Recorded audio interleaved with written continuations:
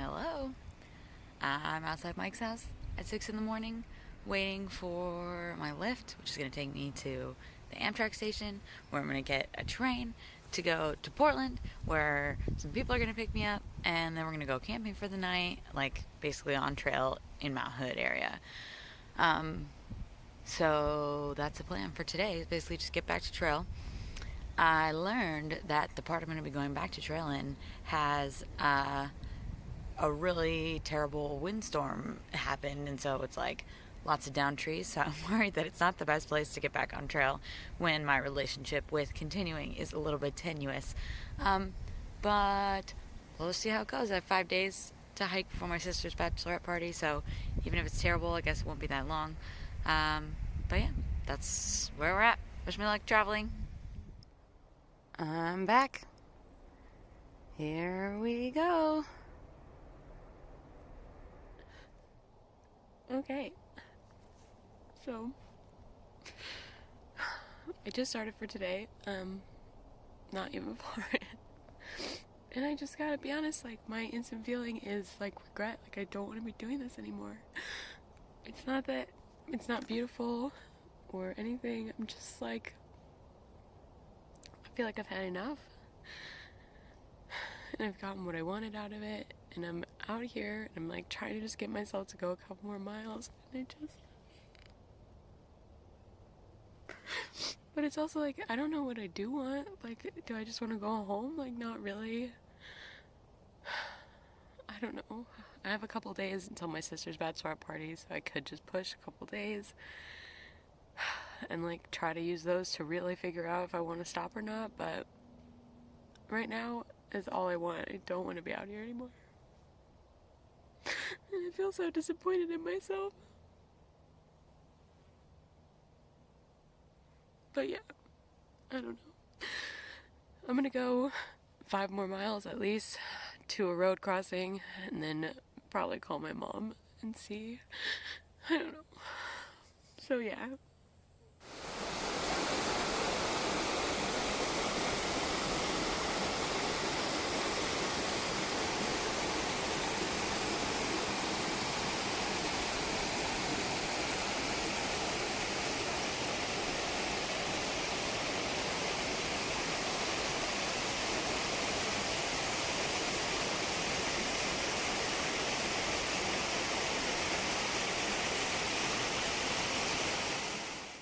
Hello, beautiful people. So here's where it's at. I am off trail, and I don't think I'm gonna be going back. It was a really hard decision for me. Sorry, pulling it together, Melissa. Probably one of the hardest decisions I've ever had to make in my whole life. But I just got to a point, as you saw in many of the videos, where I wasn't enjoying the day-to-day hiking anymore, and I was still loving being outside and adventuring and all that, but like the pressure to put in miles, especially as like the community of through hiking got smaller and all that was left was like the really hardcore people who were like dead set on finishing. And yeah, I don't know, I just felt like it was too much pressure and I wasn't enjoying myself anymore, and kept thinking like I still have a whole summer and I would rather spend the rest of my summer doing something that's making me really happy every day. So yeah, I turned around shortly after that video where I was crying my eyes out, and got a hitch. I hitched for the first time, well, second time alone, um, and was in like a really upset place at the time, as you saw in the video. But hilariously, I got like the world's most perfect hitch. This guy picked me up, and he was living in his truck, and he had like stones all over the inside of his car and everything. And I didn't even really tell him what was going on with me, but he was like a super spiritual person. And I mentioned I was thinking about getting off trail, and he just gave me like everything, all the advice that I needed to hear. Like he said, you know, that young people these days have a tendency to like try to think about what they should be doing, and there is no should. And it's really just like, sorry, it still makes me really emotional. But it's really just about like doing what you feel like you need to do in the moment. and that's all you can really do, and that's all you can do for your entire life, you know. And then he also was talking about how like the human ego is often at odds with the universe, and how the universe will like slap you across the face with what it's telling you to do until you listen to it. And I just felt like was so sad that like sorry. I was so sad that I was like gonna have to stop adventuring. And then I met this guy who like lives in the back of his car at like 65 and just drives around the country like living his dream, you know? And it was just so nice to like have that reminder that like just cuz I'm getting off trail doesn't necessarily mean that like I have to like go back to being like an older version of myself, you know?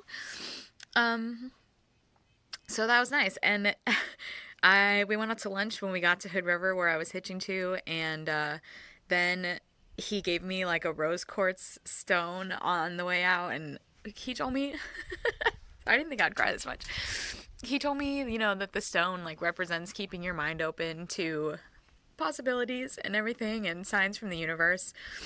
And I walked into the nearest hotel and I was like, "Do you guys have any rooms? I'm, you know, looking for a room for the night because I was just super emotional, and I was gonna end up staying at my friend Kelly's, but I didn't want to go there yet."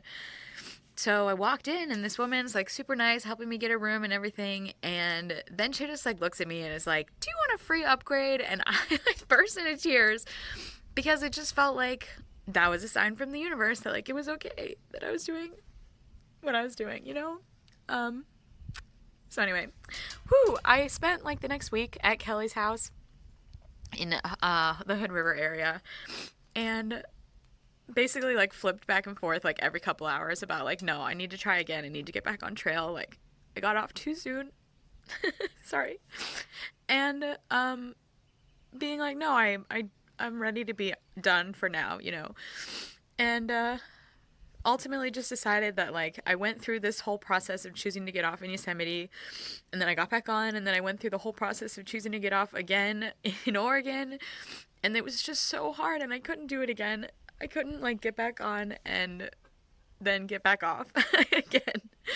So I just decided I'm staying off. I'm done for now. I really enjoyed the whole experience. Sorry, it's sad. It feels like I haven't been recording this video because I feel like it's once I tell everybody, then it feels like it's really over, you know. Um, but I really enjoyed the whole experience. Like it was so amazing, and I learned so much. And it does feel like really unfinished. I think I don't want to say anything too soon, but I wouldn't be surprised if there's another PCT attempt in the next 3 to 5 years, 2 to 3 years. Who knows for me. I think I want to try it again, knowing everything that I know now, and I want to try it again and not try to like balance luxury hiking and through hiking the way that I was trying to do before, which really just distracted me. And the ultimate distraction, you know, meeting Wyatt, I think we really spiraled each other into like trying to do the hike in like a more luxurious way and spending more days in town because we just wanted to be clean and like enjoy each other as regular people, getting to know each other and everything. So yeah, so PCT 2022 or 2023 maybe, I don't know. But for now I'm off and I'm staying off, and I am doing well. I'm still in Oregon at Kelly's house, and I'm going down to California to visit Wyatt, and then I'm heading back to the Midwest for my sister's wedding. And then who knows after that? Chicago's the plan, for now, but I have no idea. Wyatt and I are still together and are trying to stay together, but we're both in flux, trying to figure out where we're gonna move and all this stuff. So it's good. I'm good. It was a really hard decision, but I think it was right for me right now. And maybe stay tuned for PCT 2022, 2023. But for now, on my first backpacking trip ever, I, you know, did 1,000 miles, and that's a huge accomplishment. And yeah, I don't know. I don't even need to be sad. It was awesome. I had a great time. It was an amazing adventure. Thank you for following along, and supporting me and all that jazz. And now I'm gonna stop crying because life is good. Okay, bye.